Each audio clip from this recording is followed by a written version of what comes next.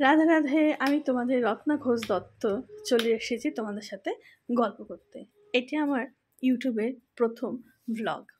সবার কাছে কিন্তু অনুরোধ থাকবে আমাকে দেখার জন্য এবং ভালোবেসে আপন করে নেবার জন্য। প্রতিদিনকার আমার সকালের কাজ হলো আমার রাধা মাধবের পূজা করা। রাধা মাধবের পূজা করে কিন্তু আমি আমার দিনটি শুরু করি। তারপরে চলে আসে বেলকনিতে গাছে জল দিতে। গাছে জল দিয়ে নিচ্ছি। বেশি কিন্তু গাছ নেই আমার, অল্পই গাছ আছে। কেবল আমি নতুন বাড়িতে শিফট হয়েছি, অল্প অল্প গাছ সাজিয়ে নিচ্ছি। তবে এই অল্প গাছ হলেও কিন্তু রোজ একটু একটু ফুল ধরে। সেই ফুল দিয়ে আমার রাধা মাধবের চরণের পুজো করতে ভীষণ ভালো লাগে। সকালে চা ছাড়া কিন্তু দিনটি অসম্পূর্ণ, তাই চা বসিয়ে নিয়েছি। আর চায়ের সাথে এমন কাপের মধ্যে কিন্তু আমি কফি নিয়ে নিয়েছি, আর সাথে একটা সুগার ফ্রি। চিনিটা খাচ্ছি না। কফি দিয়ে চা খেতে আমার ভীষণ পছন্দ হয়। এবার মেয়ের টিফিনের পালা।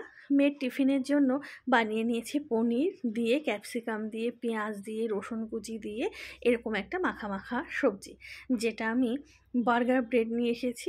বার্গার ব্রেডের মাঝখান দিয়ে আমি ছুরি দিয়ে কেটে নেব, নিয়ে একদিকে সস আর একদিকে মেয়োনিজ লাগিয়ে নিয়ে এই পুরটা এক পাশে দিয়ে দেব, আর এক পাশটা বন্ধ করে দেব। ব্যাস হয়ে গেল টিফিন করে দিয়েছি। আর বিশ্বাস করো, টিফিনটা কিন্তু ভীষণ সুস্বাদু হয়েছে। তোমরা কিন্তু পারো এরকম একটু বাড়িতে ট্রাই করতে, বিশ্বাস করো ভালো লাগবে। মেয়েকে দিয়ে দিয়েছি, আর নিজের জন্য কিন্তু এক পিস রেখে দিয়েছি।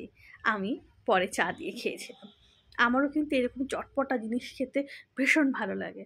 আরে মা ভালোবাসে বলেই তো মেয়ে ভালোবাসে। এটা তোমাদের বুঝতে একটুকু দেরি হবে না, আমি বুঝতে পেরেছি। মেয়েকে টিফিন দিয়েছি, মেয়ে চলে গেছে। এখন আমার বসে চা খাওয়ার পালা। চাটা নিয়ে নিয়েছি, আর সাথে যেটা ওকে টিফিনে দিয়েছিলাম সেটাও বানিয়ে নিয়েছি, মানে আমার জন্য।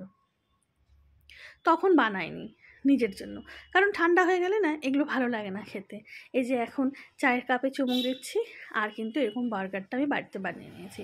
ব্যাপারটা হলো, আমার যে কর্তামশাই বাইরের খাবার একেবারেই পছন্দ করে না, তাই আমাকে বাধ্যতামূলক এই খাবারগুলো বাড়িতেই বানাতে লাগে। চা নিয়ে একটু বেলকনিতে দাঁড়িয়ে পড়লাম। শোনো শোনো, আবার কিন্তু গল্প করতে আসবো, আমার গল্প কিন্তু শুনতে হবে।